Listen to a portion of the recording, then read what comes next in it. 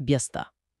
कहिलेकाहीँ फोन त गर्छ होला, तर त्यो फर्किने वाचा है वाचामै सीमित रह्यो। हो। अनि यता गाउँमा आमा हरेक दिन त्यही पुरानो थाल लिएर छोरा आउँछ कि भनेर बाटो कुरिरहनुहुन्छ।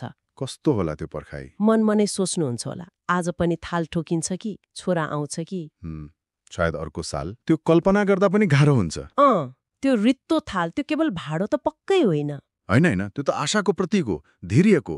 अनि त्यो कहिल्यै नमेटिने वात्सल्य, त्यो अनन्त पर्खाइ, सबै यसैमा छ। यसले विदेश गएका छोराछोरीलाई पर्खिने कति धेरै आमा बुबाहरूको त्यो नबोलेको पीडा देखाउँछ जस्तो लाग्छ मलाई। एकदमै। त्यो मौन पीडा र त्यो मनमा बलिरहेको आशाको दियो, दुवै। तर कथा अघि बढ्दै जाँदा झन गाह्रो हुँदै जान्छ। छोरा अन्ततः फर्कन्छ, उत्साहित भएर। हो, आमाको लागि सुन्दर गिफ्ट अनि डलर लिएर कति खुसी भएर आयो होला हो। अनि ढोका बन्द, आँगन सुनसान। त्यो मौनता, त्यो नै डरलाग्दो हुन्छ।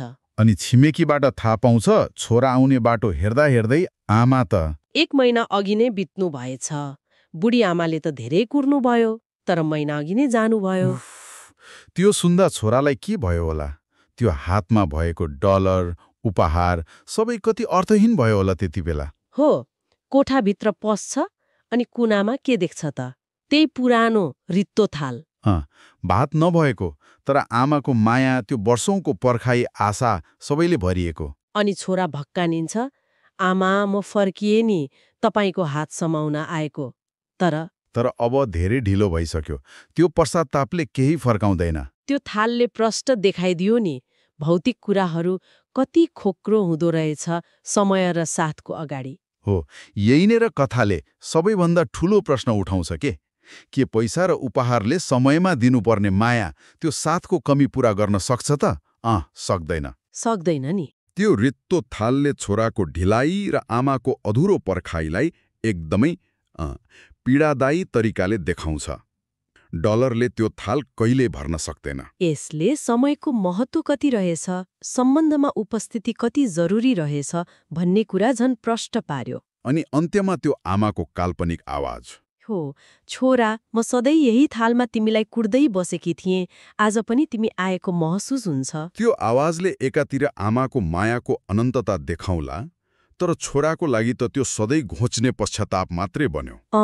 यदि अलि फराकिलो नजरले हेर्ने हो भने नि, यो कथाले त्यो आफ्नो सपना, आफ्नो काम र परिवारप्रतिको जिम्मेवारी यस बीचमा कसरी सन्तुलन खोज्ने भन्ने गहिरो सन्देश दिन्छ जस्तो लाग्छ। एकदमै, विशेष गरी अहिलेको यो दौडधुपको जीवनमा, हैन?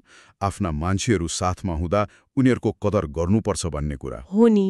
उनीहरूको उपस्थितिको वास्तविक मूल्य के हो त्यो सोच्न बाध्य बनाउँछ। सही हो। आउने दौडमा यति धेरै अल्झिएका छौं कि आफ्नै प्रियजनहरूको त्यो मौन पर्खाइ, उनीहरूको साथको चाहनालाई बिर्सिरहेका छौं कि?